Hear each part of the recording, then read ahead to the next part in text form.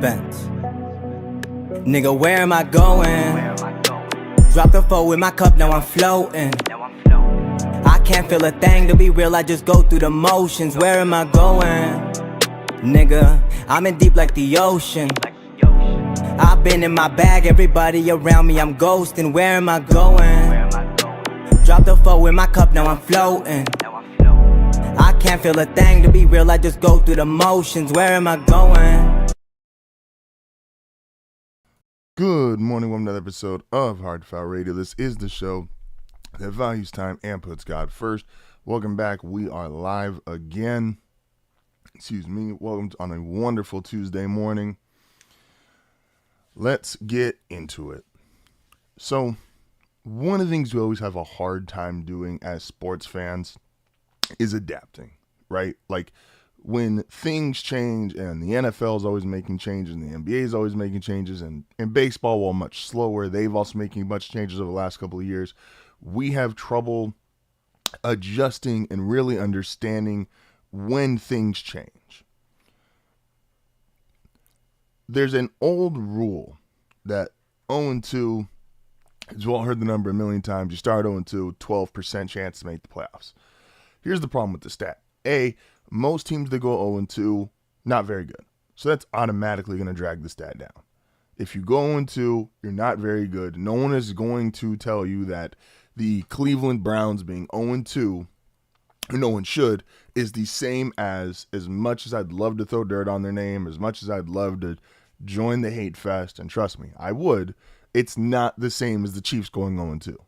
If you have Patrick Mahomes, if you have a talented roster, like even if you're somebody who, a team like the Bears, who I predicted to make the playoffs before the season started, who, yes, you could say they've underperformed in their first two games, but their 0-2 is not like Cleveland.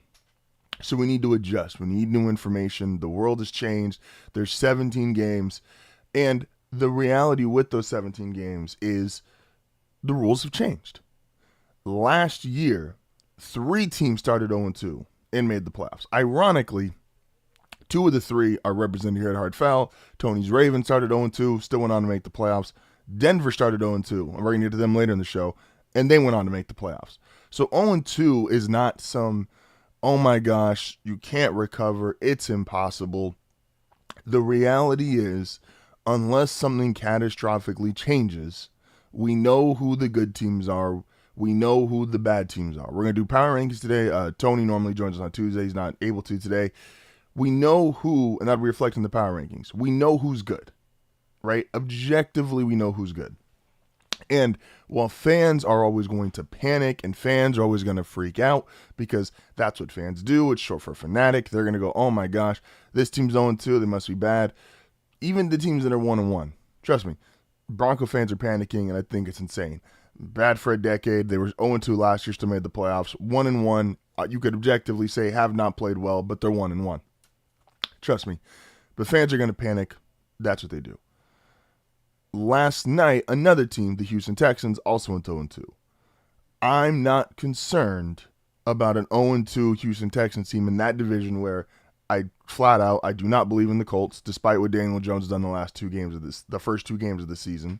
I do not believe in the Jacksonville Jaguars, who are 1-1.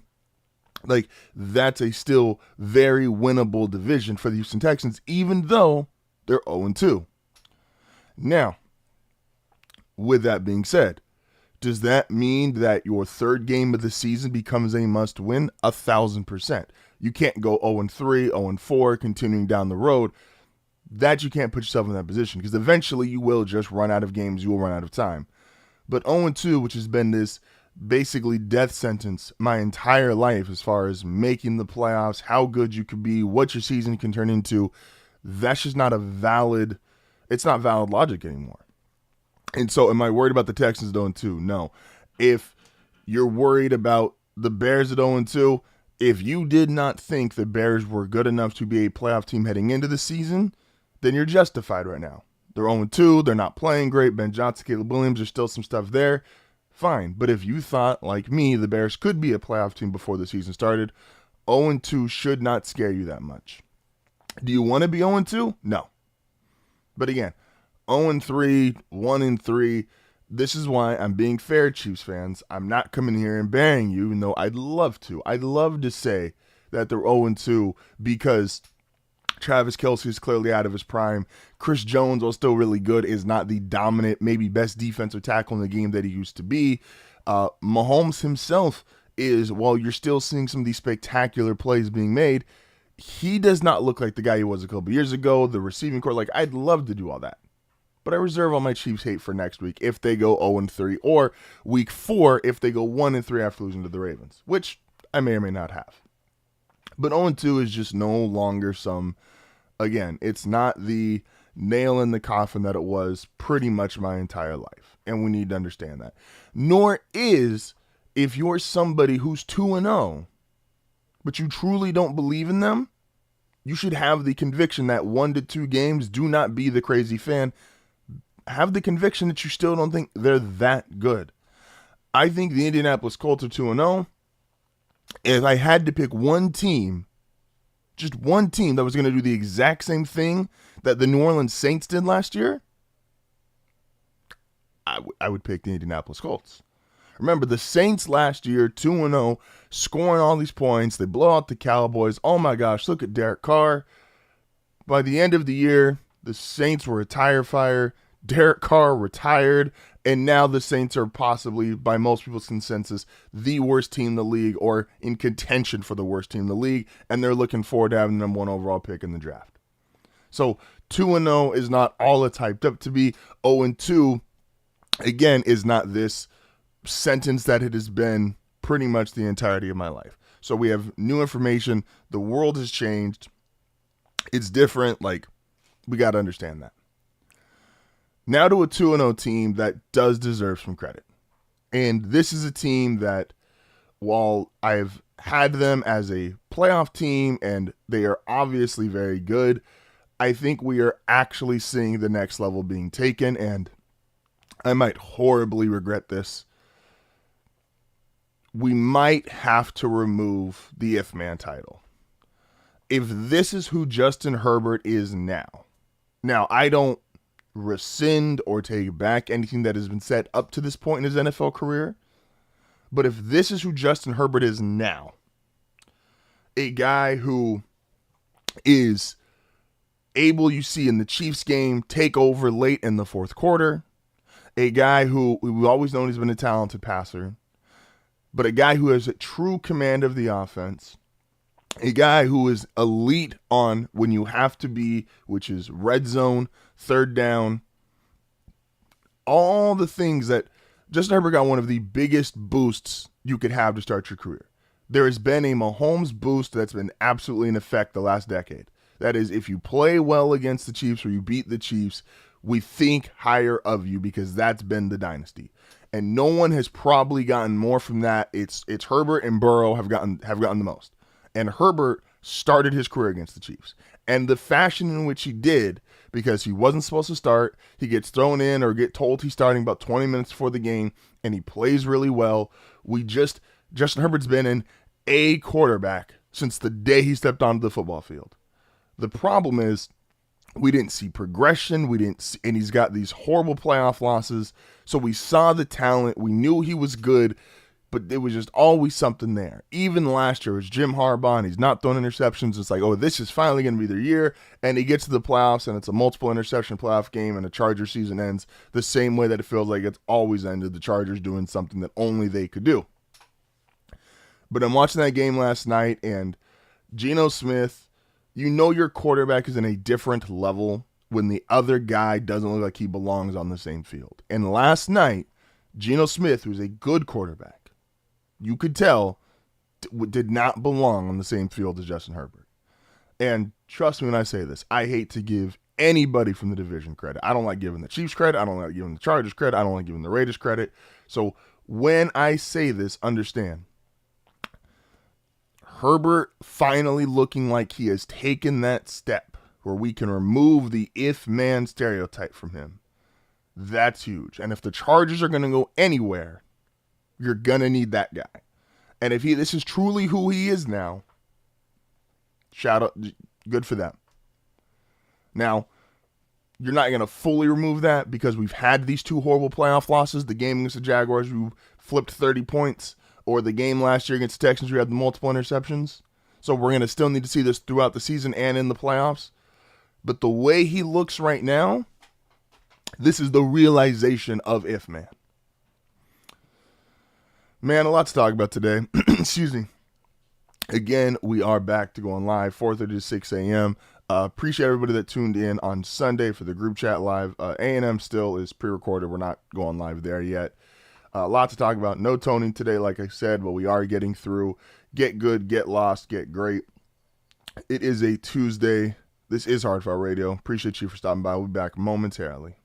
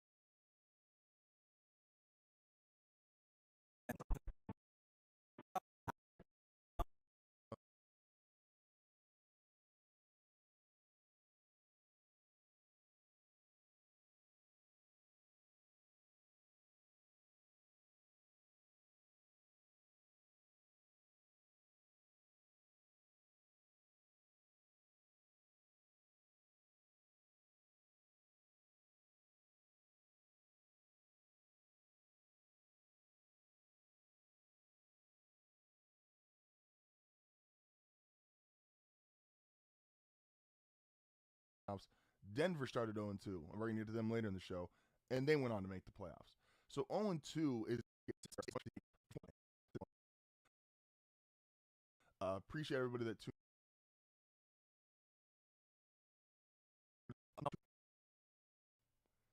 Now, you're not going to fully remove that because we've had these two horrible playoff losses. The game... This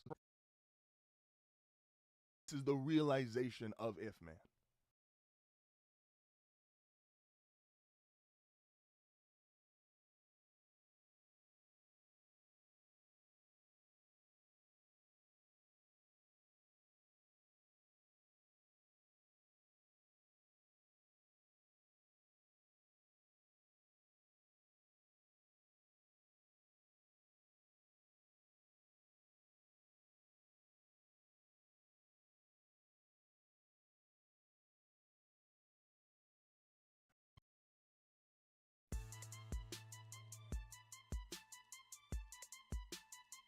Of HardFoul Radio. This is the show that values time and puts God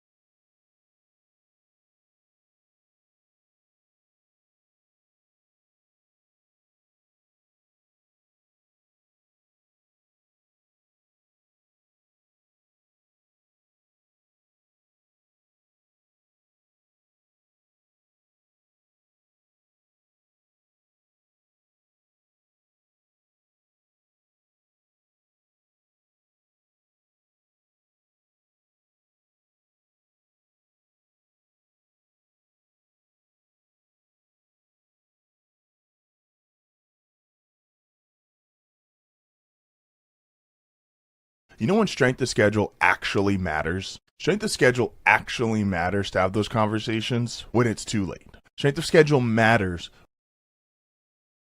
9, game 10, game 11, and it's like, okay, you're down the stretch strength of schedule. That matters because that's how the teams are actually playing that year. You find out, are their rookies good? Are their free? And we are back. Appreciate everybody for tuning in today. So it's Tuesday, which means Team Tuesday. So we're going to talk about Denver here really quick before we go to our next break. Listen, man, I understand expectations change the situation. I get it. I really do. The problem, though, is sometimes expectations go from legitimate to unrealistic really quick. So Denver fans are freaking out because they're 1-1, and the game yesterday, it feels like, oh my gosh, they just gave that away. Or the game on Sunday, I'm sorry. They gave it away, should have beat the Colts. And I agree, they should have beat the Colts. The losing the game in the fashion they did felt heartbreaking in the moment. But here's the other reality that you could spin this. And I know Denver fans, they're all doom and gloom right now.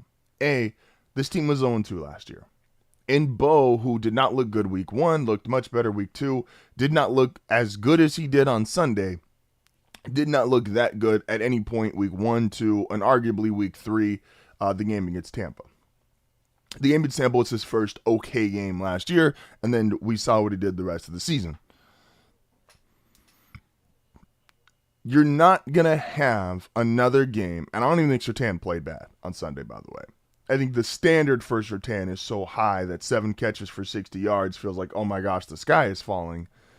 But if you look at how they were completing passes, it wasn't like they were beating Surtain. It was really close, contested catches, and it was this Daniel Jones was, to his credit, extremely accurate, although I called it inaccurately accurate because it felt like he was missing, but he was missing in the right spots, if that makes sense. This defense, yes, it struggles covering tight ends and running backs out of the backfield, 1,000%. And teams are going to exploit that, and that's going to be on Vance Joseph to try to fix. They also have Dre Greenlaw coming back, who will naturally help that just from a talent perspective. I love Alex Singleton, but he is not a good coverage linebacker. He is a downhill, he wants to tackle, wants to hit people kind of linebacker.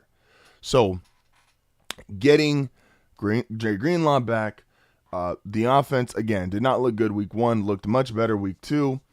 The one throw, I understand Bo had the one really bad throw on Sunday. That's fine. I'll live with it. Still had 3 touchdowns in the first half. Looked like he was in much better control of the offense. And here's the thing. Do you suddenly, after 2 weeks, just believe Denver no longer has a good defense? I know there's people on Twitter and Bronco fans going, oh my gosh, the defense got shredded. They still held Indianapolis to 5 field goals. Like, as much as Indy was, quote-unquote, moving the ball up and down the field, they were stalling in the red zone. They turned him over on downs twice. If Will Lutz makes a kick that weirdly was going straight and then veers really hard off to the right out of nowhere, it feels like, if they don't throw, again, Bo's the one really bad throw, even though there's an argument it was tipped, but the angle's kind of weird. This defense is still great, especially when it comes to keeping people out of the end zone. Only allowed 2 touchdowns in 2 weeks. The receiving core, which was one of the things that people could argue was going to be the weakness of the team. Troy Franklin already looks much better. Sutton has produced, obviously caught the touchdown in week 1. Like, this team is going to be fine. Take a deep breath. I know there's a lot of expectations. And again, I had a lot of expectations. I believe this is a 13-win team. I still believe it's a 13-win team. But remember, when I was going through the schedule, while I did not have the Colts being a loss, I think the Chargers absolutely is a game they can win when they go to LA next weekend. The Eagles game is going to be tough. That's valid. And now, with the unfortunate Joe Burrow, I think they should win. I think they should win both the Charger game and the Bengals game. The Eagles game, if that's a loss, fine. They're 3-2. And then you're going to see, in my opinion, what is an 8-game win streak. So, I know there's all this doom and gloom and what is Denver going to do and oh my gosh, this, that, and the third. going to be fine. If 2 games is enough to shake your resolve or your opinion of a team, again, I brought it up earlier in the show. The New Orleans Saints were 2-0 last week. Look where they are now. This is if 2 games is enough to shake your resolve, you didn't have a whole lot of resolve or faith in this team to begin with. So let's take a deep breath, chill out. It's gonna be okay. They're fine.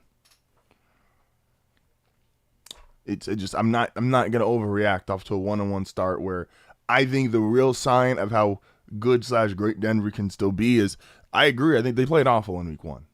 Turned the ball over multiple times, still won. They're the only team to lose a turnover margin in week 1 and win. And while that's a not great game, and the coaches should be upset and the players should be upset, that is the sign of being a really good team when you turn the ball over a bunch and you still win. That just shows you're better than who you're going up against. Then in week 2, you lose on I don't really want to argue the penalty. I'm not really here to complain about officiating. It happened. Yes, is it a call? You could probably call a bunch, and it just feels like Denver got screwed 1,000%. But, it is what it is. He also just might have if he just made the kick the first time, would he have felt any better or felt any worse? So, relax, deep breath, calm down. Denver's going to be fine.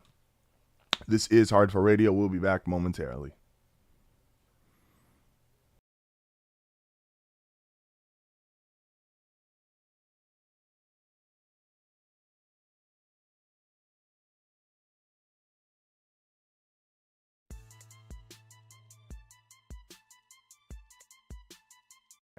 They're 0-2. They're not playing great. Ben Johnson, Caleb Williams, there's still some stuff there. Fine. But if you thought, like me, the Bears could be a playoff team before the season started, 0-2 should not scare you that much. Do you want to be 0-2? No. But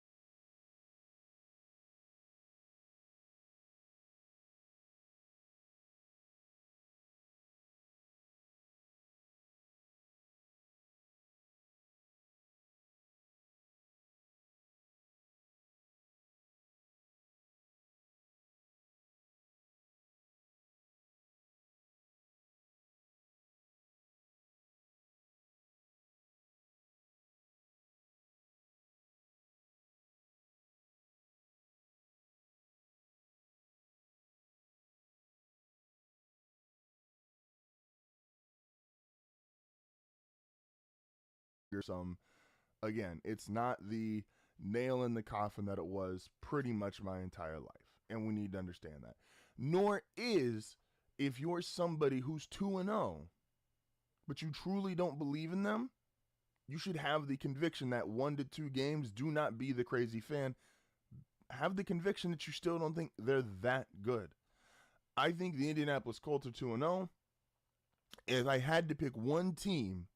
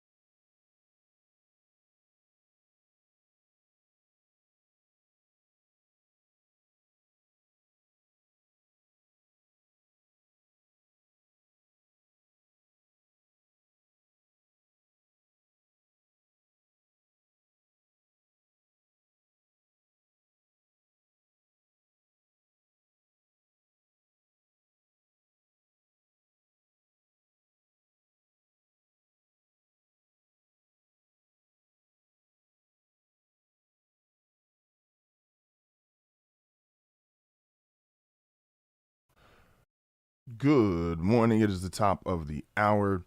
This is HardFoul Radio. Appreciate everybody for tuning in. So, like we said at the top of the show, and we're going to get into power rankings here really quick. 0-2 is drastically different than it's been. And so teams that are really good or teams that are really bad, this is your opinion of them heading into this season, 2 games should not be enough to sway you.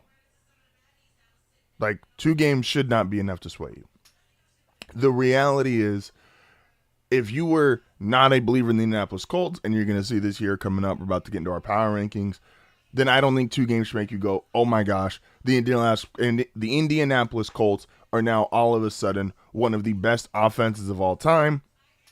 They haven't punted in 2 games. Did the Saints punt in any games last year? Just ask yourself, being serious. And so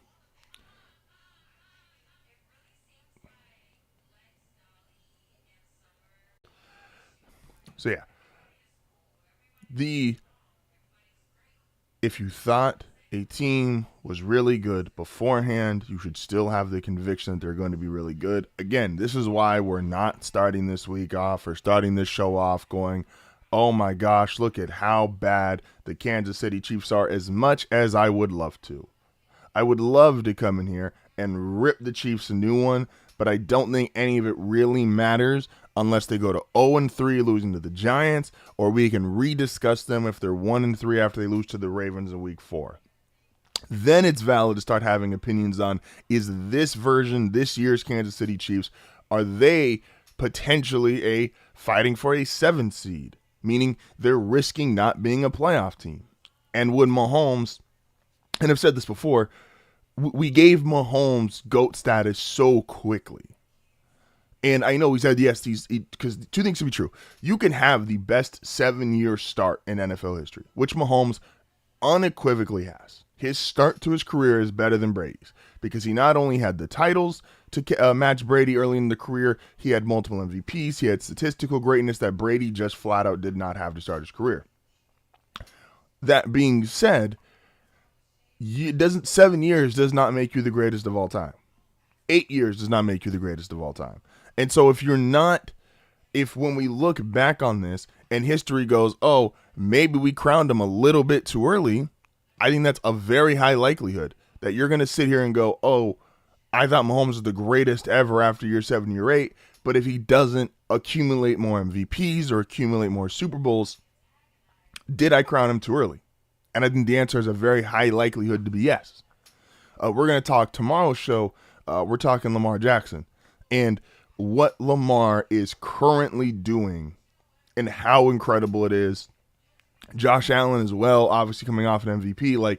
There were other guys, his contemporaries, who, let's play this out over the next 4 to 5 years. Everybody's not retiring tomorrow. Let's go see in the next 4 to 5 years if Lamar starts winning a little bit more, Josh Allen starts winning a little bit more. Are we going to change these narratives of, yes, Mahomes clearly, first 7 years, he was out of here. Best we've ever seen. But is that going to hold up historically? And again, we just crown people a little too early. We crown teams a little bit too early. So as we get into ranking, remember, I'm not here just to say because you're 2-0, that means you're one of the best teams in the NFL. If I did not feel that you had that potential coming into the season, 2 weeks is not enough to make me totally change my mind, revert it, and just go, oh, yeah, it doesn't matter anymore. And 0-2 the same way. So let's take a look at last week. So last week's power rankings went something like this. This is the get lost, get out, get good, get great, get out. These are how we had teams. This was heading into the season, right? So the teams that were excellent, we see them up at the top. The teams that were great, we see them. The teams that we thought were good, which are playoff teams, get out, meaning I don't think you're terrible, but I do not believe you are a playoff team. And then the get lost, who I thought were going to be the worst teams in football. Some of them, obviously, we already look like we're going to be wrong on. But let's go. So week 2 of get good, get great, get out. Let's start, as always, with get lost, which is the three worst teams in football right now. And I think these teams are in a tier by themselves, apologize to these fan bases, of just how bad they truly are. The Cleveland Browns, the New Orleans Saints, and the Miami Dolphins are really, really bad. And for the Browns, it makes sense. You don't really have an answer at quarterback. Joe Flacco is a fun story.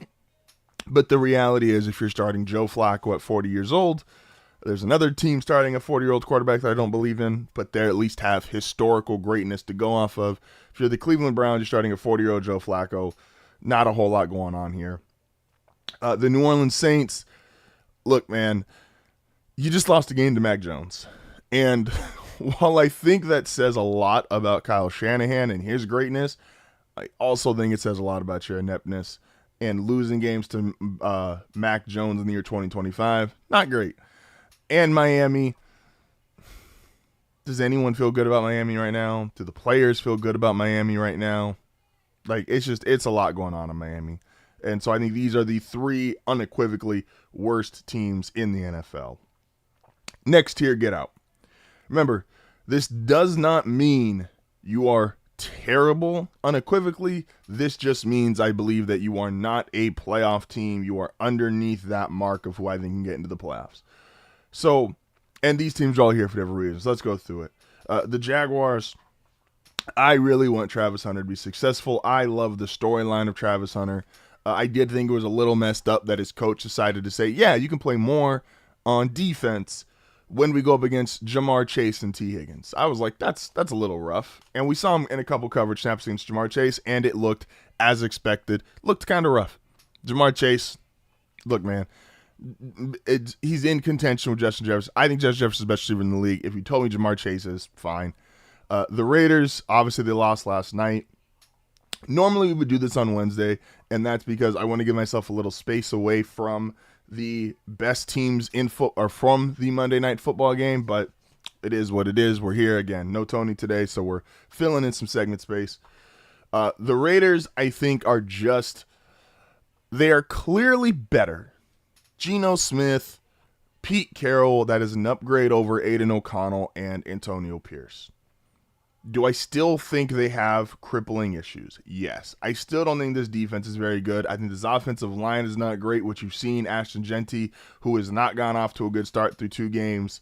So they're better, but still not quite a playoff team.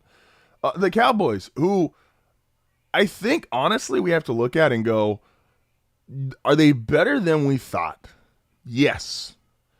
Would they potentially be 2-0 if they just kept Micah Parsons? That's possible. But they didn't. And so I think there's limitations with this team. But Dak, to his credit, is playing really, really well. Brian Schottenheimer, to his credit, the offense looks rejuvenated, a little more sophisticated. Like, it looks more clever than I thought it was going to be. I thought it was going to be one of the worst head coaching hires in the NFL. I think a lot of people did. But the reality is, look what they're doing, man. I still don't think they're going to be a playoff team, but honestly, they got to be feeling pretty good about where they're going, the direction. And they're going to get more draft picks. Like, this Cowboys turnaround might be quicker than a lot of us thought, even with Micah Parsons being gone. The New York Jets, week 1 to week 2 was always one of the best transitions, because if you come out week 1 and you look better than you thought, you feel really good about yourself. Oh my gosh, it might be us. And then week 2 a lot of times can bring you back to reality, and that's the New York Jets. Week 1, Justin Fields looks amazing. It's the Steelers defense, and it feels like, oh my gosh, do we have something here? And then week 2, I know he gets hurt, but he was reverting back to the old Justin Fields, which is you saw some of the athletic plays that he's able to create, which he'll always be able to make. And then you saw the inconsistencies passing the ball. This defense is yet to show itself. Again, the Jets, in my opinion, are a few high-end players, Garrett Wilson, Sauce Gardner, and then there's just a lot of okay. The Falcons. I really like the direction the Falcons are going. I don't think that beating J.J. McCarthy in his second ever NFL start is necessarily the thing you hold your hat on, as if the defense is getting much, much better. But I like Michael Penix a lot just off eye test. I know they didn't score a lot of touchdowns, there's a lot of field goals on Sunday, but I like Penix, the direction they're going. The Panthers I'm a little disappointed on. I thought Bryce was going to be able to continue this momentum. So far through 2 weeks, it doesn't feel like it. And so with that, I can't really move them much higher. The Titans, Cam Ward has shown flashes, but this team is just not good enough. The only reason they're not in get lost is because I think Cam Ward has looked really good through 2 weeks, just on, again, eye test level. The Giants, I don't know. I know, right now it looks great, New York. You're actually, so New York is, again, week 1, they're the opposite of the Jets, where the Jets really liked how they looked week 1, did not like how they looked week 2. The Giants, week 1, did not like how they looked. Everybody was ready to get rid of Russell Wilson, get Jackson Dart in there. And week 2, Russell Wilson's thrown for 400 yards and 3 touchdowns. I also don't think that's consistent whatsoever. And how many 400-yard, 3-touchdown games are you going to get from Russell Wilson? I don't think a lot. So the Giants, not a playoff team, still in my opinion. The Patriots, are we sure Drake May's good? Look, man, and I like Drake May. I think I had higher hopes for Drake May, but if I'm going to go on here and say Caleb is running the risk of being the 5th or 6th best quarterback from this class, I also have to keep that same energy with Drake May, who has not played up to the level that I thought he would and has not looked like the quarterback that I think he would. I think we all think, oh, he looks the part. He's young, he's big, he's talented. We see the arm talent. But, like, is he? The Cardinals are beating up on weak teams. I just don't really believe in the Cardinals. This is kind of a gut feeling one. You're beating 2 bad teams. Cool. I want to see what it looks like when you're going up against real competition, and I just don't believe you're as good, especially in that division, as you might not even be as good as the 49ers, who I wasn't the highest on, and I still definitely don't think they're as good as the Rams. The Bengals, this is unfortunate. The Bengals are 2-0. We all know their struggles week 1 and 2, but they're 2-0. It looked like it's finally working out, even though they didn't play great in week 1. But Joe Burrow being out essentially this season, how high can I put a Jake Browning-led team, even with the incredible offensive firepower they have at skill positions? It's no Joe Burrow. I don't think you make the playoffs, man, and that's unfortunate. This is the hardest one and the one that sucks the most to put in get out. Get good. Look, man, and this is a lot of teams, a couple teams I think I'm willing to say that I'm wrong on, and teams that are really, really close to moving to get great. So let's start with, again, we're going in order here. This is not left to right as far as how well I think they are. These are kind of all in the same group. The 49ers. We're going to get to it later in the show. My early pick for Coach of the Year is Kyle Shanahan. You win a game with Mac Jones in 2025, you're my early pick for Coach of the Year. Christian McCaffrey, they gave him 30-plus touches week 1. They went down to 13 touches week 2, still won. He took advantage of, yes, they were playing the Saints, but Brock Purdy's out.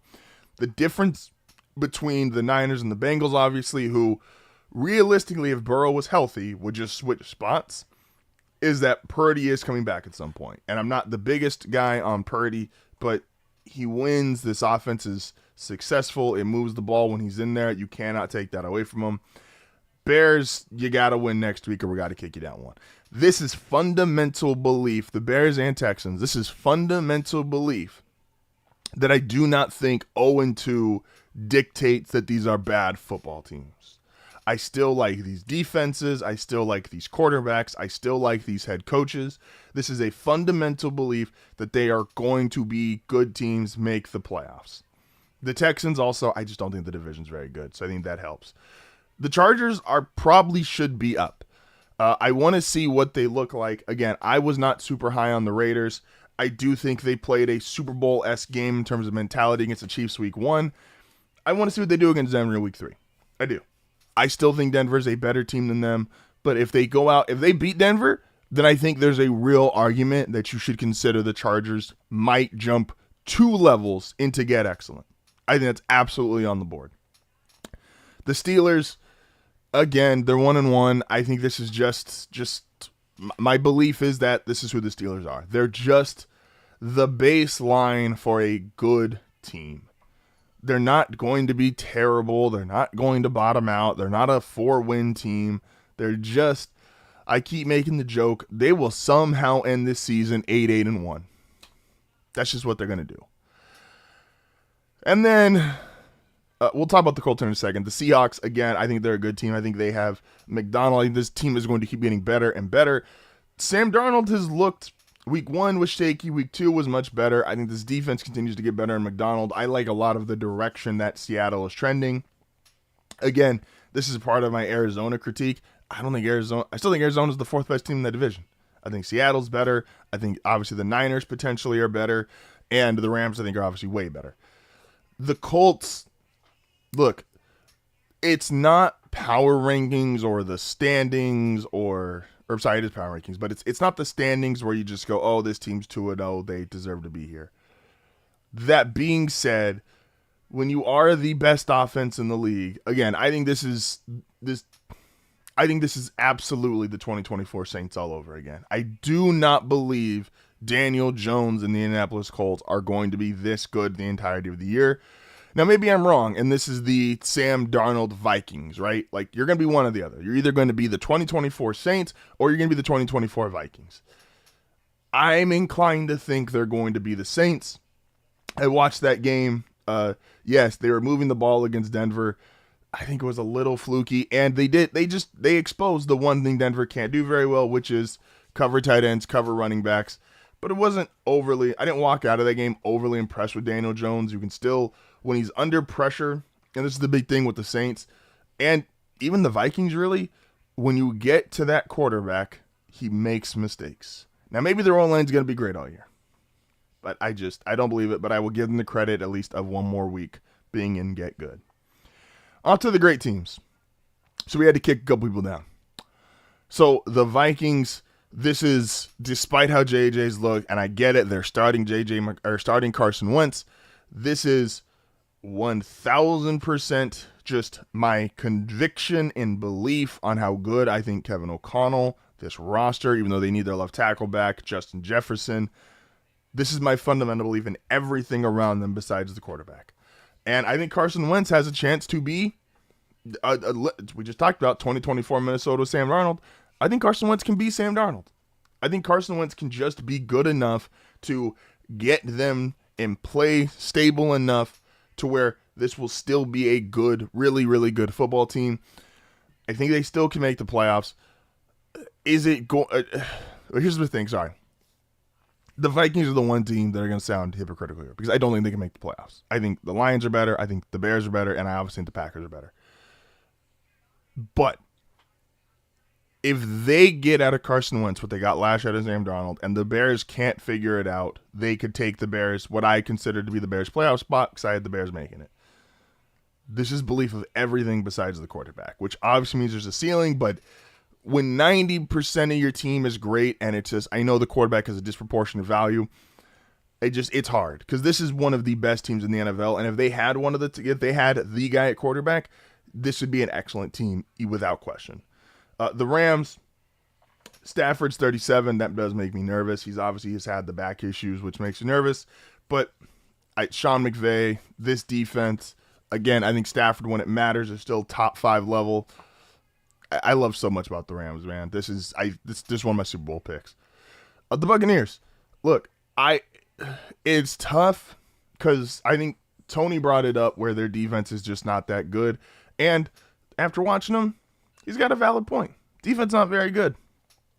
But this offense, Baker Mayfield, Ibuka, they haven't even had Tristan Wirfs yet. They haven't had Chris Godwin. Mike Evans is still just... Like, Mike Evans is going to get you 1,000 yards until he's 50. Like, it's crazy. The Commanders, I know they looked bad against Green Bay. Here's the thing. A lot of teams are going to look bad against Green Bay. I still think this is one of the best teams. Jaden Daniels, I know he hasn't had the game yet in year 2. Still think he's very good, obviously. They're going to be fine. Looking bad against Green Bay, a lot of teams are going to look bad against Green Bay. Now to 2 of my drops that were in excellent are now in great. Denver's got to play better. This is the reality is they got to play better. I think they're going to against the Chargers. Again, I think it's a really good sign that they turned the ball over a bunch, still won in week 1, and they had to lose on a field. They forced the Colts to 5 field goals, still had great red zone defense. Knicks 3 touchdowns. Like, there's a lot here to take away. Yes, you could say it's doom and gloom. I'm taking the opposite end, which is didn't play good in week 1, still got the win. Didn't play great in week 2, lost a heartbreaker. But if the ref doesn't make a call, which is not a super traditional call, similar to holding, like you could have a game where they just call holding a bunch. And it's like, well, you could probably call that every game. I still feel good about them. And the Chiefs, who I'm not dancing on graves until we are 0-3 or 1-3. So I will keep the Chiefs in the great tier, but I think there's a lot of Mahomes, Andy Reid, and some duct tape here. To the excellent tier, the 5 best teams in football, in my opinion. The Green Bay Packers, who might be the best team in football. They've obviously elevated. They weren't good. They have now elevated to excellent. I still think Jordan Love scares me because I think he is still a very streaky player at his core. But you can't deny the results. The Ravens, what more can you say about them? Again, you lose the way they did in week 1. I know they've lost a handful of games like that over the years, and people think that's a concern. I also think if the only way you can beat the Ravens is total implosion, I think they feel good about their chances. They just won a game. They've scored 40 points twice, right? And one of them was Derrick Henry going crazy. This last game, Derrick Henry had what? He had under 20 yards rushing. Like, it was insane. So they're going to be fine. The Bills, Josh Allen, obviously had that superhero. The best thing about the Bills, what makes them scary, is Josh Allen went full Superman to save that game in week 1. And week 2, he pretty much got to chill. Like, he just kind of obviously didn't lose the game. They know they're better than the Jets. He didn't have to be Superman, and that's going to be huge for the Bills going forward. The Lions, I know we all love to overreact to week 1. How's this offense going to be without Ben Johnson? Oh my gosh, what are they going to do? And they invite Ben Johnson back to Detroit, and they whoop him, drop 50 on him. This is still some of the best offensive personnel in the NFL. Jared Goff is going to be fine. Jared Goff is going to have games where he looks really, really bad, and he's also having games like that where he's throwing 5 touchdowns, scoring 50 points. The Lions are one of the best teams in the league. And then, of course, the Philadelphia Eagles, the defending champs, go into Kansas City, win. No, did Jalen Hurts have over 100 yards passing? No, he did not. But this is the defending champs, the best team in football. They have the right to the title, best team in the NFL. They're undefeated, went to Kansas City, won again. Like, you could say they have flaws, you could say they have this. They're just like, what when you break it down, what does this team not have? Again, do A.J. Brown and Devontae Smith have crazy numbers through 2 weeks? No. Does anybody think A.J. Brown and Devontae Smith are not good receivers? Obviously not. Is the tush push potentially going to get banned? We'll see. We're going to talk about that coming up after the break. But this is Get Good, Get Great, Get Out for week 2 of the NFL season. This is HardFoul Radio. We'll be back momentarily.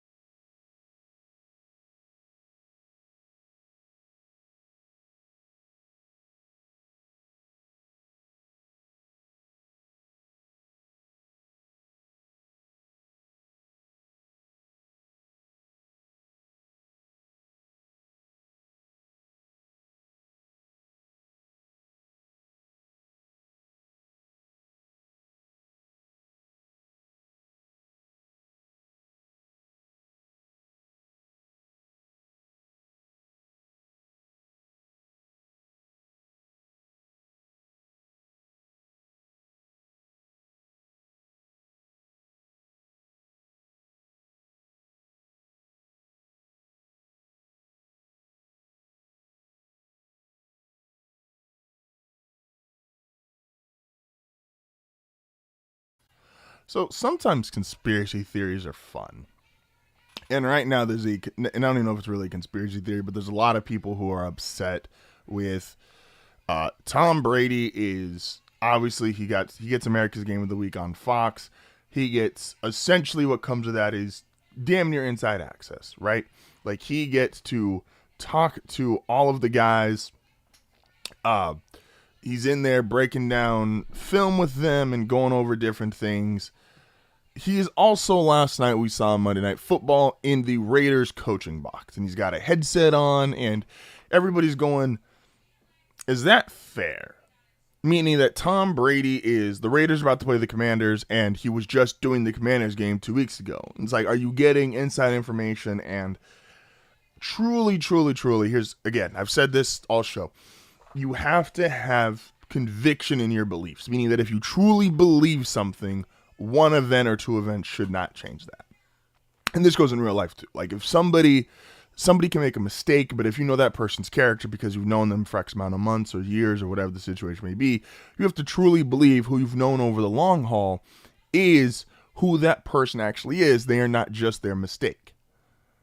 So I truly believe Brady is a all-time competitor, obviously. I do not believe Tom Brady is a cheat. I know that was a big joke for everybody if you're my age. The South Park jokes, obviously, before we even got to Deflategate, but Spygate, Tom Brady's a cheater, the Patriots are cheaters. I don't believe in my core Tom Brady is some malicious cheater and he's trying to use every little thing he can to get ahead.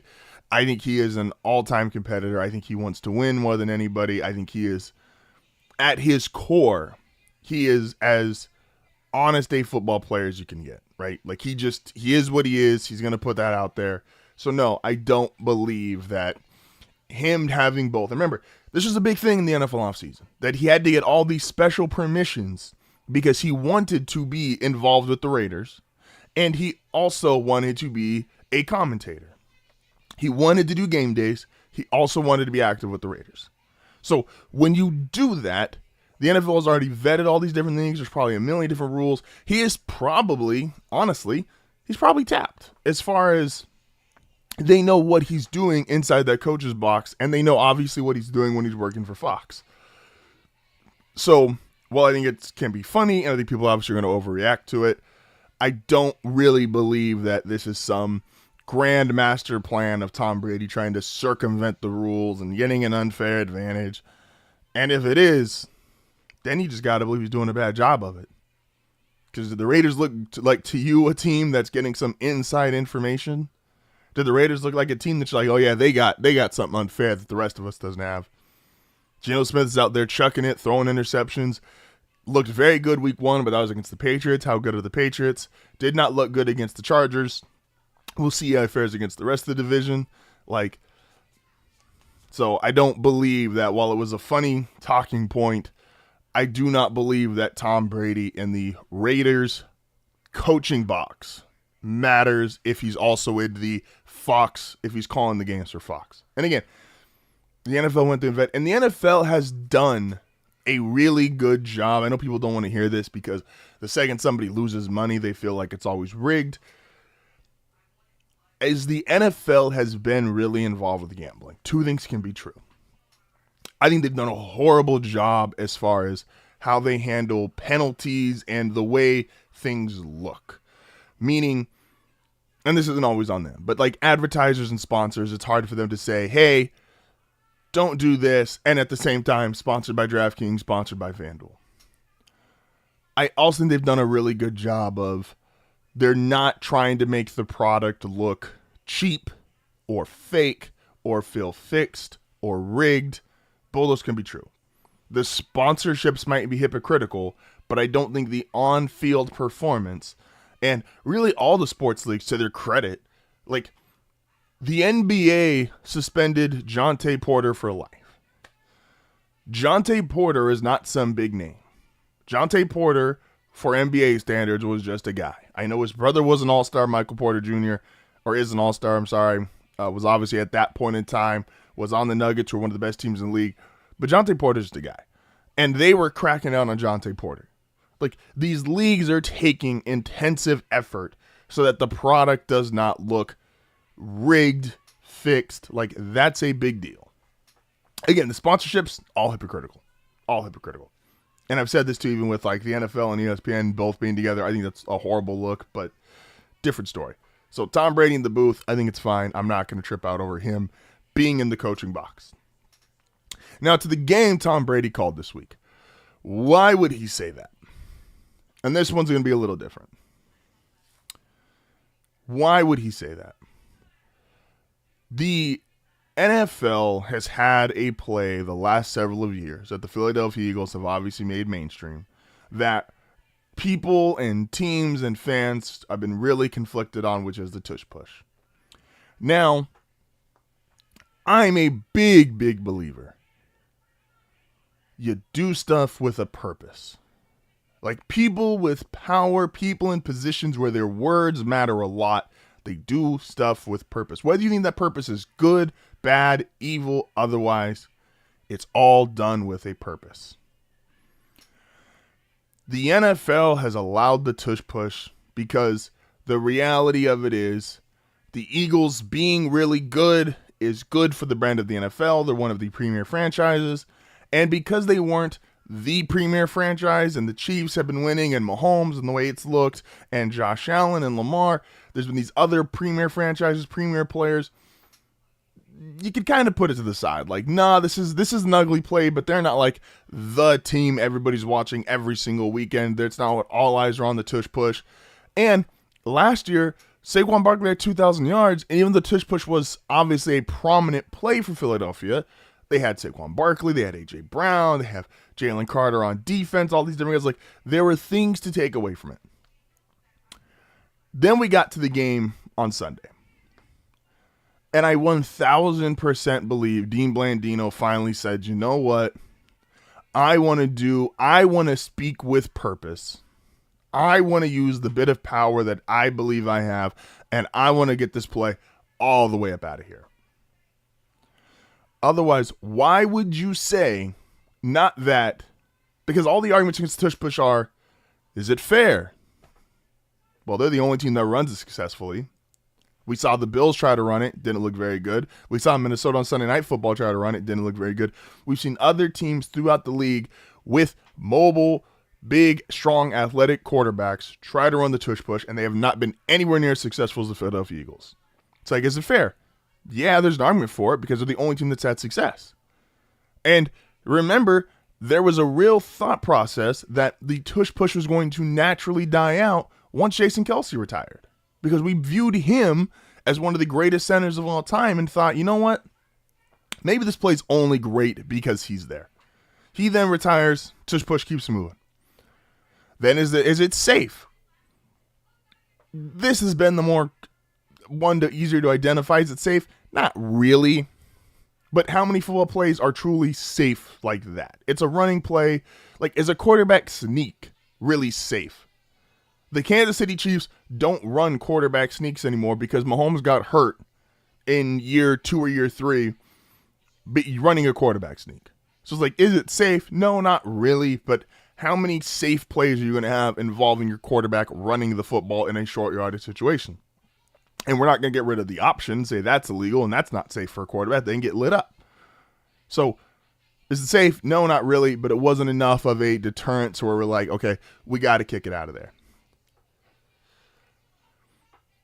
The last thing you can really go to say should a play be banned or not, and Dean Blandino, who, excuse me, I'm not going to try to read his mind, but in how he's felt about the tush push leading up to this point, but watching that game, when he gets called in multiple times, and it's for that play specifically, and he finally just goes, you know what, man? This play sucks. This play sucks to officiate. This play sucks to try to see what's going on. It's like, once Jalen falls underneath everybody, how do you know what happens? He's underneath a bunch of guys. Maybe he fumbles every play. You can't find out. The guys are offsides. It's like, yeah, but we've allowed, again, offsides, holding, offensive line penalties are always going to be contentious because You could call holding almost every single play.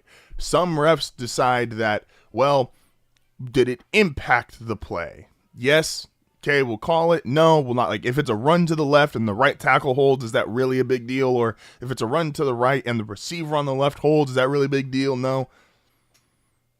And so they're watching this game, though, and Tom Brady himself, who's also kind of a part of this, he's like, man, they're jumping off sides all the time. And remember, and this is the other great thing, and this isn't necessarily cheating, but all NFL players, whether it's corners, offensive linemen, receivers, when it comes to hand gesturing, like as far as being handsy if you're a receiver or a corner, or being handsy if you're an offensive lineman, or trying to jump the snap count, all these guys try to get that little bit of it's a consensus. It's all like soft cheating, right? If I'm a corner and I can get away with a hold, guess what? I'm going to be extra handsy. If I'm an offensive lineman and they're not calling holding, I'm going to be a little extra grabby. Like, these things always happen. And so the Eagles going, you know what? They're not going to call it. Yeah, we're going to inch ourselves closer because everybody knows that we're running this play. This is what it looks like. It looks like this big old mess. And the guards are jumping. The centers above the lines. Like this is all stuff that's been happening. And because the play has been basically unstoppable anyway, does it really matter? And Blandino going, this is impossible to officiate. This isn't good football. They're jumping now like 50% of the time. And like Chris Jones said, Chris Jones had I thought some true, I hate giving Chiefs players compliments. Chris Jones is very honest. He's like, look, man, sometimes they call it, sometimes they don't. We watched the Chiefs all last year. What was our complaint? They're calling some things, they're not calling others. And everybody knows across the board, refs are going to make mistakes. They're humans, not that great. Again, Denver lost the game. If you want to say there was a bad call, fine. You shouldn't put yourself in that position anyway. But if you're going to, again, this is for Dean Blandino, and really Tom Brady could be thrown in this as well. They're using their power, their influence to say, hey, man, this sucks.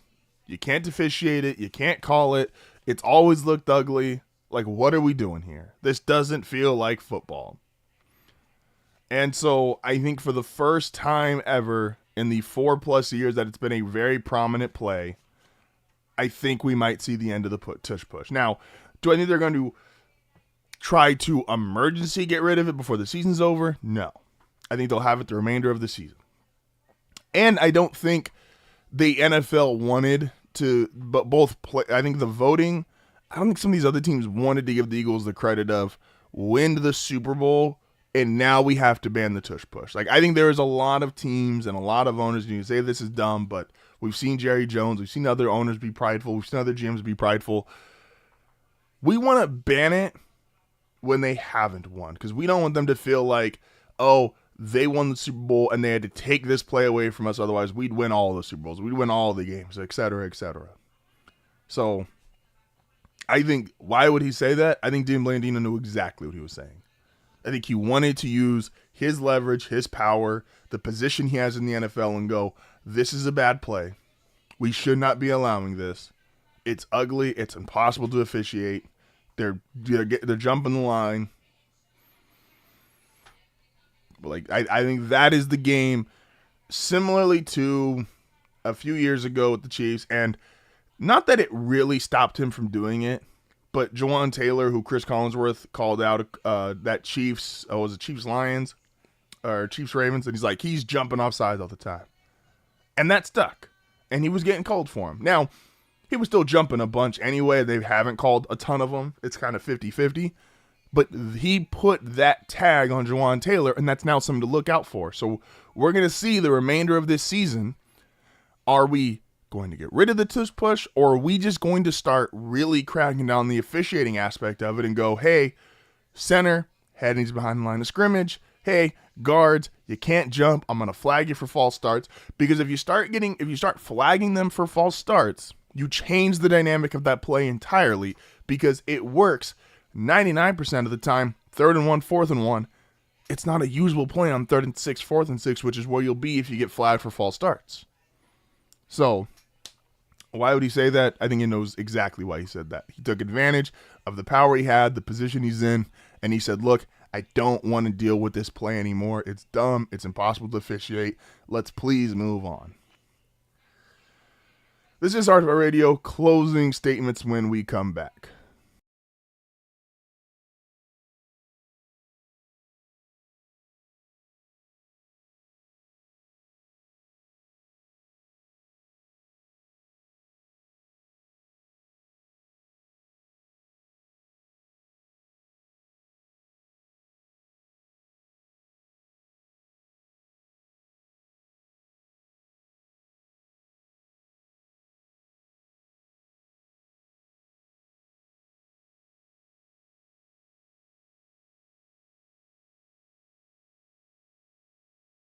Denver here really quick before we go to our next break. Listen, man, I understand expectations change the situation. I get it. I really do. The problem, though,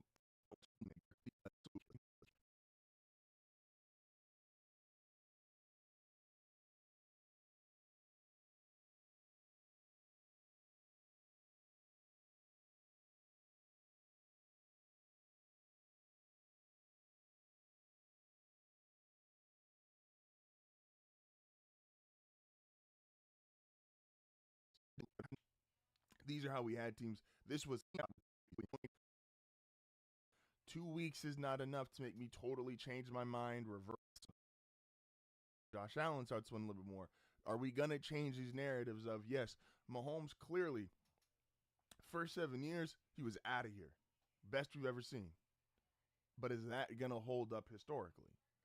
And again, we just crown people a little too early. We crown teams a little bit too early. So as we get into ranking, remember, I'm not here just to say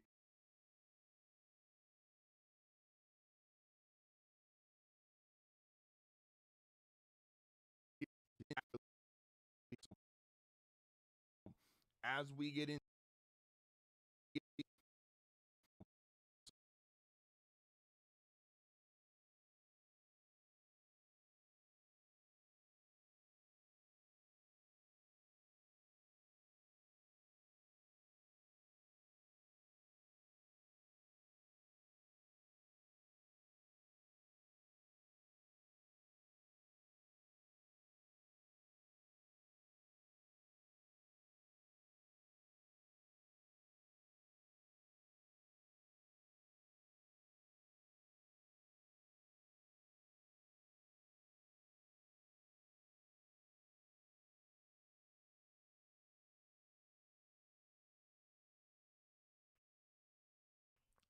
Like what when you break it down, what does this team not have? Again, do AJ Brown and Devontae Smith have crazy numbers through 2 weeks? No. Does anybody think AJ Brown and Devontae Smith are not good receivers? Obviously not. Is the tush push potentially going to get banned? We'll see. We're going to talk about that coming up after the break. But this is get good, get great, get out for week 2 of the NFL season. This is HardFoul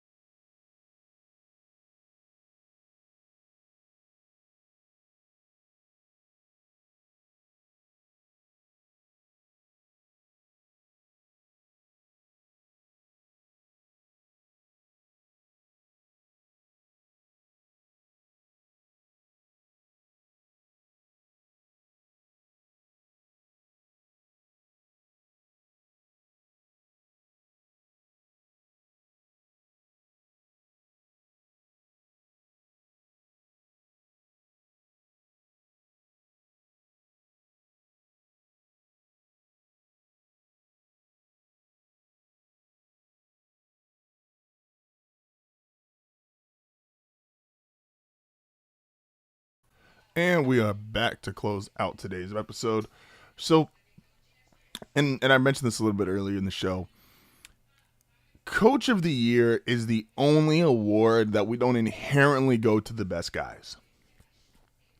When you think of MVP, we always go, okay, take your best quarterbacks. Take your Mahomes, your Allen, your Lamars. They're going to be in the MVP conversation. Offensive Player of the Year. Take your Jamar Chase, your Justin Jefferson, Saquon. We go to the best of the best. Defensive player, same thing. Micah Parsons, Myles Garrett, PS2. Like the guys who are the best at the position, we're like, yeah, they'll have the highest impact. They're going to be in consideration for these awards. Coach of the Year, we don't just go, and historically it has never just been given out to, oh, well, Andy Reid's the best coach in the NFL, so he's clearly going to be Coach of the Year. Or Sean McVay is one of the best coaches in the NFL. He's clearly going to be one of the Coaches of the Year. Storylines matter so much more for that award. And it's always been a little weird to me. We should inherently go to, because we should inherently go to, you're one of the best at what you do, you're in consideration. But because we feel like, oh, well, it's easy to coach when you have great players, which a lot of the great coaches do have. Like Andy Reid, you can't be Coach of the Year, you have Mahomes. Or Sean McDermott, you can't be Coach of the Year, you have Josh Allen. Or Nick Sirianni, you can't be Coach of the Year because you've got the best roster maybe top to bottom. So storylines play a much bigger factor in that. Kevin O'Connell can win Coach of the Year because no one believes in Sam Darnold. Stefanski in Cleveland, because look at his quarterback carousel. Of course he could be a two-time Coach of the Year. He's doing it with all these different guys, doing it with different quarterbacks. Kyle Shanahan is one of the best head coaches in football. I truly believe this. I think he is so great that even if this Niners season goes to hell, last one went to hell, 2 or 3 seasons in a row could go bad. And I don't believe you get rid of Kyle Shanahan. I think he is that great. He now also has the narrative, and if he doesn't, let me start the Kyle Shanahan Coach of the Year campaign. And this might seem a little too simple, but I believe it in my heart, my soul, my chest. Brock Purdy is going to be out for 3 to 5 weeks, and right now the initial reporting is that it's likely to be closer to 5 weeks than to 3. That he's going to be well out for at least a confirmed month and probably a little bit more.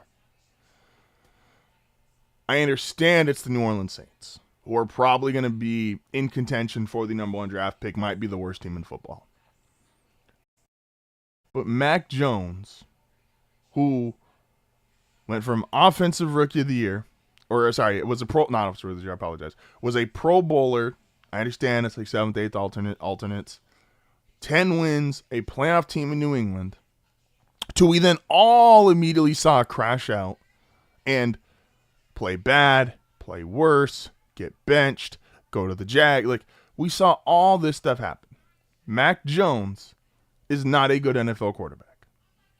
And that's not even my thing, to be the let's be overly critical. But we've seen Mac try to produce. And it hasn't worked out outside of one amazing year of coaching by Bill Belichick. Also, reason why I won't totally shit on Belichick post-Brady, he got Mac Jones to the playoffs. Kyle getting that win in the manner that they did, because it's not like he just handed the ball off or gave it to Christian McCaffrey a whole bunch. No, they did that the week prior with their starting quarterback, Brock Purdy, where McCaffrey had 30-plus touches. McCaffrey carried the ball 13 times in that game. Mac Jones threw 39 times on the road. That's insane. And Kyle Shanahan, again, the Saints are not very good. I understand that. But what's been the number one storyline about the Niners this entire offseason? People that believed in the San Francisco 49ers was because they have the easiest schedule in the NFL. Again, this is a narrative thing. This is a storyline thing. What are the narratives and storylines going to be around specifically for Coach of the Year? Because we're not just giving it to the Andy Reid, to the Sean McVays, to the Kevin O'Connells. And Kyle, I think, is in that class. But if you're in that class, and you're winning games in 2025 with Mac Jones, what if over the next 4 games, Matt goes 3-1, including that Saints game? So let's say he starts 4 games in the season, he goes 3-1. When we look back on the 49ers, who are going to end up, if they go 3-1, are going to end up with 10, 11 wins, and Mac Jones got a quarter of their wins, and he plays well in these games, you think that's not going to be a huge amount of points for Kyle Shanahan when it comes to Coach of the Year conversations? I made a similar point last year for LaFleur because LaFleur was winning games with Malik Willis. But what he was doing with Malik Willis, the difference there is, it was 3 games with Willis or 2 games with Willis versus Jones is potentially going to have 4 or 5 games. They weren't reliant on Malik Willis. They were still Green Bay during those starts. They were running the ball heavy. Malik was running. It was not quarterback driven. What the Niners did on Sunday, that was quarterback driven with a quarterback none of us think is even starting level. And he got that guy 39 times throwing on the road, beating the Saints. 2 or 3 more games like that,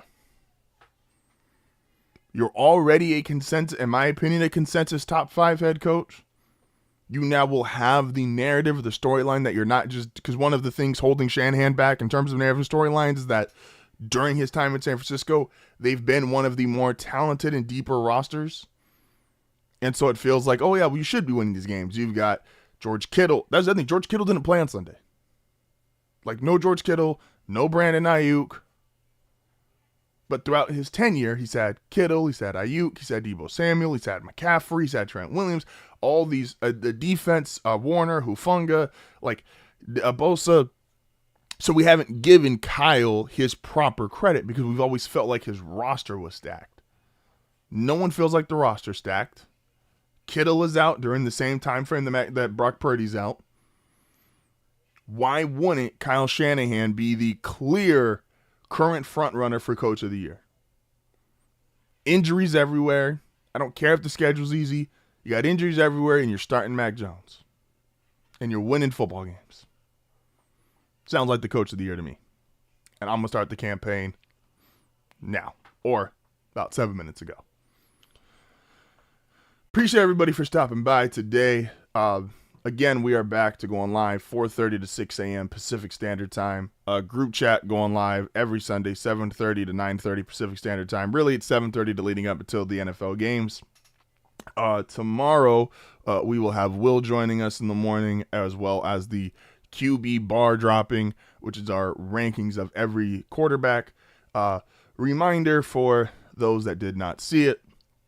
Again, our get good, get lost, get out for week 2, where I have teams heading off into week 2, the excellent teams, the Eagles, the Lions, the Bills, the Ravens, the Packers. The Packers might be the best team in football. Like, if you just look at how they've looked through 2 weeks, I don't want to totally overreact because I did not have them pre-Micah Parsons in the playoffs. I don't want to totally overreact, but you can't take away they've looked the best top to bottom these first 2 weeks. The team that I'm probably the most wrong on, I'm willing to admit, I just want one more week, is the Chargers. If the Chargers go and beat Denver, then the Chargers get that. I will move the Chargers into excellent tier. Like, I know Charger fans are going to see that and go, what the fuck, why are we only there? We're 2-0, we beat the Chiefs. I'm not high on the Raiders. I think the Chiefs game was, again, Super Bowl-esque. Herbert played the best game of his life. You beat Denver next week, who... unbiased, I came into the year thinking Denver was better than you, and that's reflected in these. A lot of these are reflective of what I thought of you heading into the season. And if I didn't think you were that team heading into the season, I was not just going to bump you up because of 1 game, 2 games. I used the Saints a lot as a reference point from last year. They were 2-0, beating everybody, scoring all these points. So take it with a grain of salt. This is HardFoul Radio.